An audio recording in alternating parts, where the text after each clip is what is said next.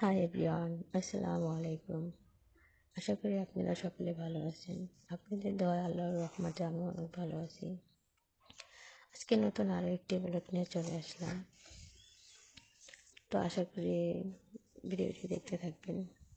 আর যদি দেখতে দেখতে ভালো লেগে যায় অবশ্যই like, comment, share and subscribe করবেন। আমার পাশে থাকবেন। আর মেয়েদের জীবনে মনে হয় এরকম, তাই না? প্রত্যেকটা নারীর ক্ষেত্রে এরকম হয় যে আপনি সারাদিনের ব্যস্ততা শেষ করে স্বামী, সন্তান, সংসার সামলিয়ে সব কিছু শেষ করে যখন আপনার ভালো লাগবে না, শিখবেন সেটা কিন্তু কারো কাছে আপনি প্রকাশ করতে পারবেন না। আর যখন কিংবা প্রকাশ করেন কিংবা কোনো জোরে কথা বলেন কিংবা যাই হোক, কারোর উপরে যদি একটু রাগ হন কিংবা রাগ দেখান, সেটা কিন্তু কেউ মেনে নেয় না সংসারের। সবাই কী চায় বলেন তো? আপনি সংসার করবেন, সংসারের সমস্ত কাজ করবেন, কিন্তু আপনাকে হাসি মুখে থাকতে হবে। ক্লান্ত হওয়া যাবে না, কখনো মুখ ভারী করা যাবে না, কারো উপরে রাগ দেখানো যাবে না। যদি আপনি সেটা ভুলেও করে থাকেন তাহলে কিন্তু দেখবেন যে আপনি ভালো না খারাপ হয়ে গেছেন।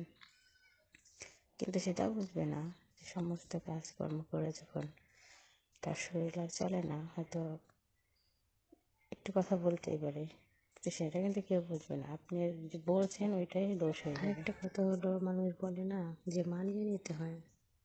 তো যে যত মানিয়ে নেয় তার উপরে তত মানিয়ে দেয়, মানিয়ে না নিলেও মানিয়ে দিয়ে দেয়, এরকম একটা ব্যাপার। তার কোনো ইচ্ছের দাম থাকে না, তার কোনো কথার দাম থাকে না। তো নারীদের জীবনটা মনে হয় এরকম, প্রত্যেকটা নারীদের এরকম হোক, সেটা বাবার বাড়ি, শ্বশুর বাড়ি। দেখবেন বাবার বাড়ির ক্ষেত্রেও কিন্তু বলে এখানে যেতে পারবো না, ওইটা করতে পারবো না, ওইটা করতে পারবো না। আর বিয়ের পর তো আছেই। তো এটাই মনে হয় সংসার, এটাই মনে হয় মেয়েদের সংসার জীবন। তো আজকে রান্না করতেছিলাম কক মুরগি রান্না করতেছিলাম।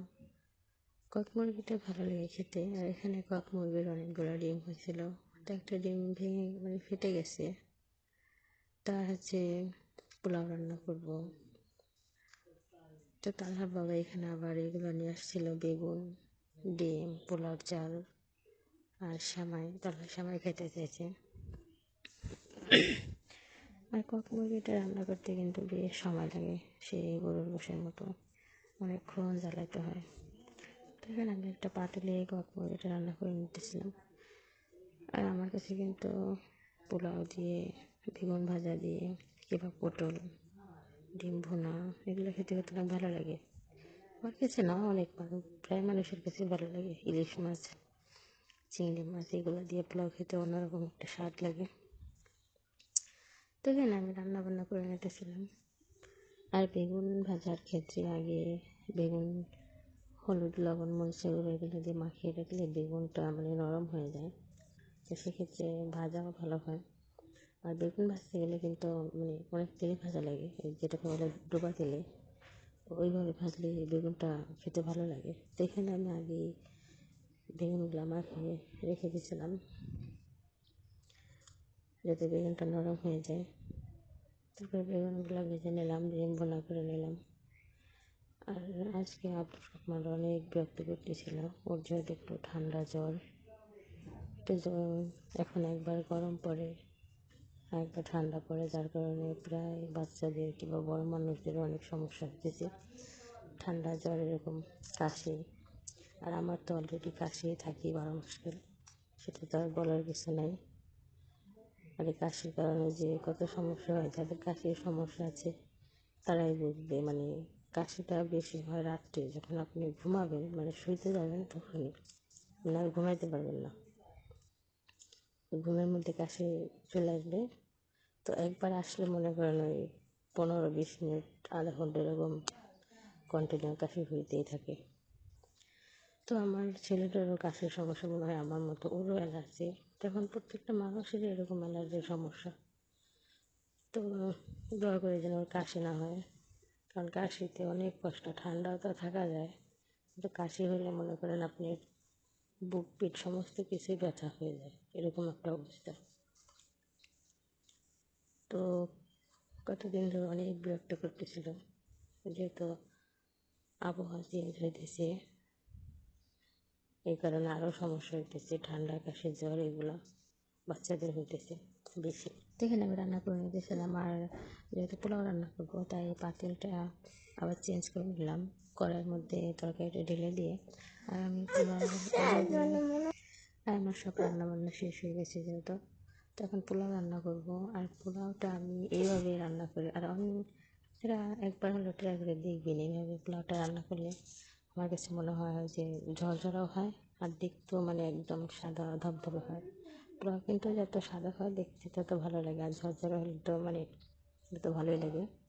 তো এখানে আমি এইভাবে রান্না করি, আগে পোলাও চাউলটা ধুয়ে ধরেন আধা ঘন্টা আগে থেকে ধুয়ে রেখে দিই, মানে পানির মধ্যে না, ধুয়ে রেখে দিলেই হয়ে যায়। তারপরে হচ্ছে পানি দিয়ে একটা পাতিলে একটু আদা বাটা, তেজপাতা, গরম মশলা, ওই দারচিনি, এলাচি এগুলো দিয়ে পানিটাকে একদম মানে বলকায় ফেলবেন। একদম যখন পানিটা বলকাবে তখন আপনি সেই চাউলটা মানে দিয়ে দেবেন পানির মধ্যে, দিয়ে ওইভাবে রান্না করবেন। দেখবেন এইভাবে রান্না করলে পোলাওটা, ও তার মাঝে আবার একটু পানির মধ্যে আগে তেল দিয়ে দেবেন, পোলাওটা ঝরঝরা হয় আর অনেক সাদা হয়। যেহেতু পোলাওটা ভাজা হয় না, তার কারণে তো আর লাল লাল হওয়ার কোনো কথাই নেই, তো সাদা হয়। এইভাবে পোলাওটা আমার কাছে বেশি ভালো লাগে, দেখতেও ভালো লাগে, খাইতেও ভালো লাগে, তো আমি এইভাবেই রান্না করি বেশি। আর যখন আবার আমার শাশুড়ি বলে যে না ভেজে নাও, তখন ভেজে নিই। যখন আমি একা একা রান্না করি কিংবা সে দেখে না থাকে না, তখন আমি এইভাবেই করি। আর পোলাওর মধ্যে একটু আদা দিলে একটু বেশি ভালো লাগে, অন্যরকম একটা টেস্ট হয় মনে হয়, ফ্লেভারটা মানে আদার ফ্লেভারটা আসে তো ভালো লাগে বেশি। তো আজকে এগুলো রান্না করে নিতেছিলাম। আর আব্দুর রহমান যখন সেমাই খাওয়ার জন্য রান্না করছে, তো আমি আবার সেমাই রান্না করে নিলাম অল্প করে। আর আব্বা চলে যেতেছিল, তো আব্দুর রহমান অনেক মানে মন খারাপ ছিল, মানে কান্না করে করে দিবি এরকম একটা ভাব। তো বলতেছিলাম আব্বা থাকেন, তো থাকবে না, সে চলে গেল।